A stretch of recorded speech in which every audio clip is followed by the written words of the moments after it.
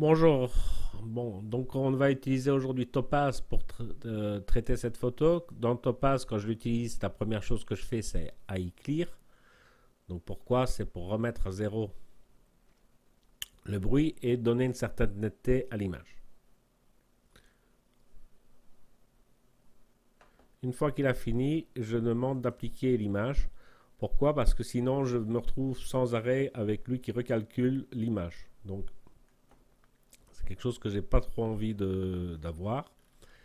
Ensuite, vous voyez que je suis passé directement à la nouvelle version. Si vous n'avez pas ça, il faut aller dans Édition, Préférences et venir ici cocher Switch to the new image qui est ici.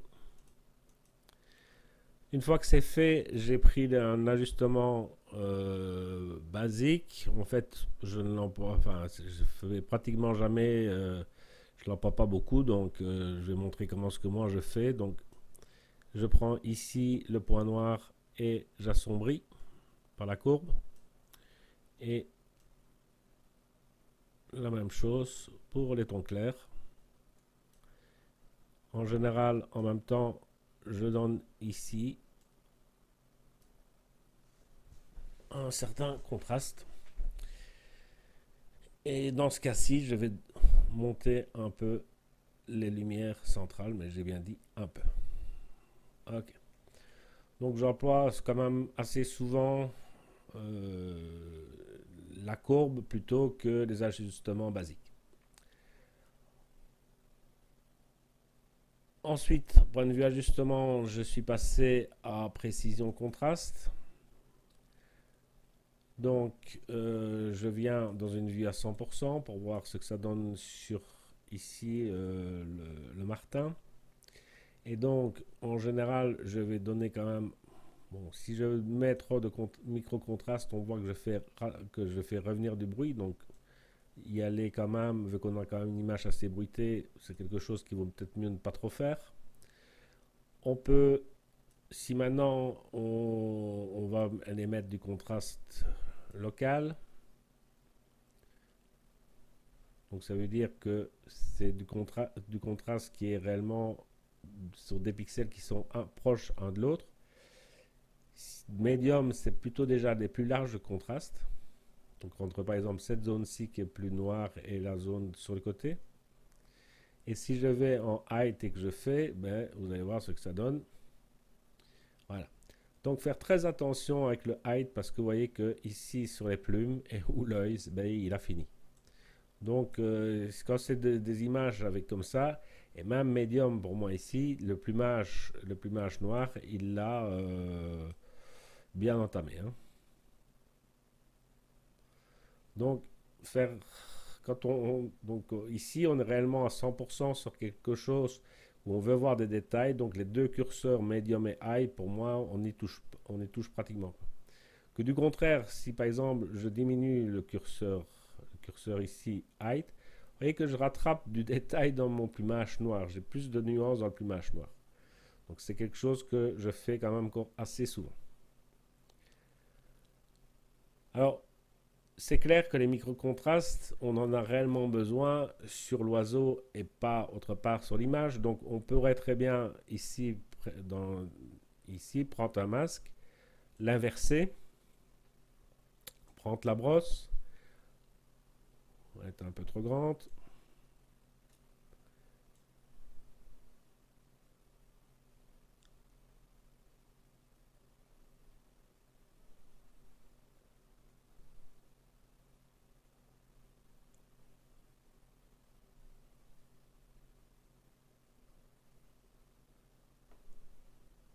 Alors, on pourrait continuer à détourer de manière. Oui, évidemment. Il vaudrait peut-être mieux que je peigne en blanc si je veux évidemment que ça se fasse sur qu'on voit l'effet que je veux mettre.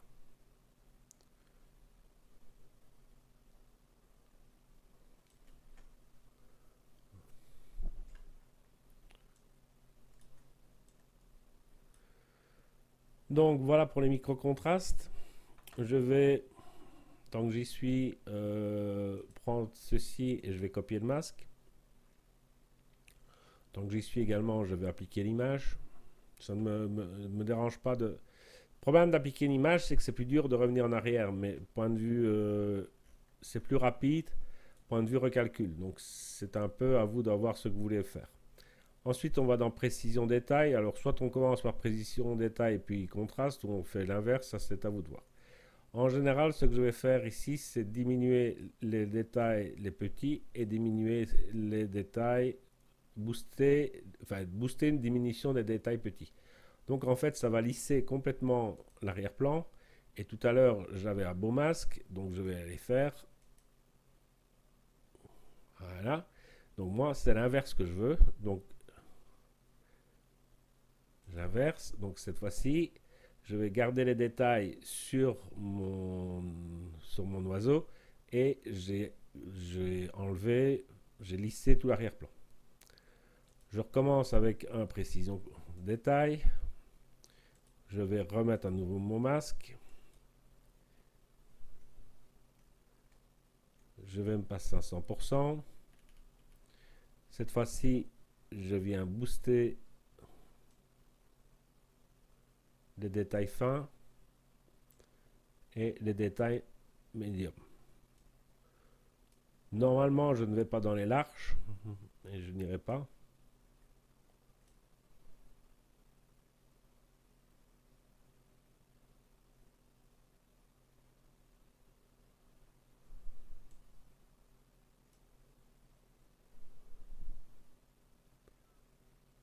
Voilà.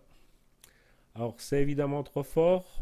Alors, soit on refait, mais en général, je préfère encore jouer avec l'opacité.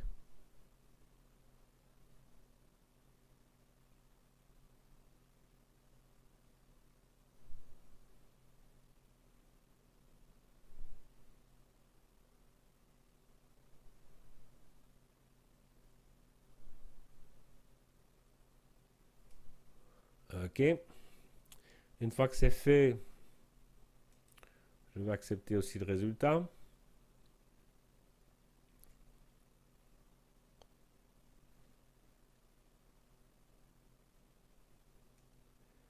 Et je vais aller prendre maintenant HSL. Je viens booster ici et ce que je veux, c'est prendre les rouges qui sont ici de son bec et les rendre un peu plus rouges.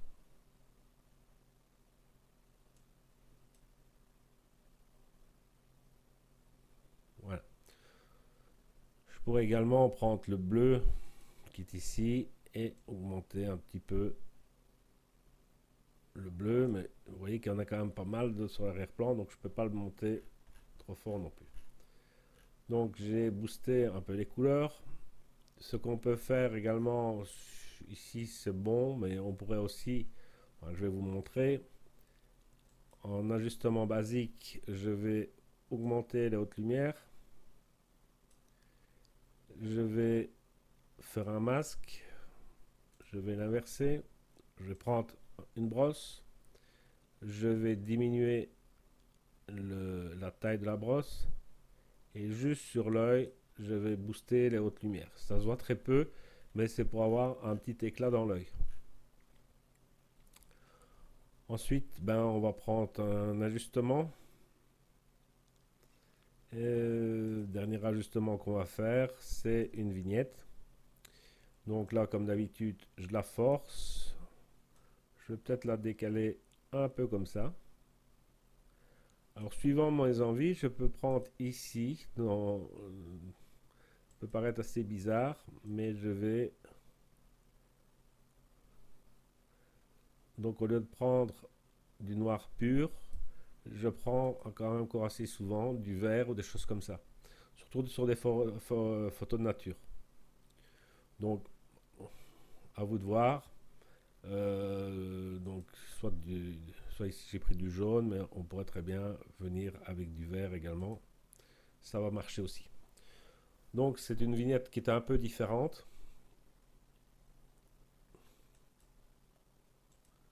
Mais que je trouve sympa.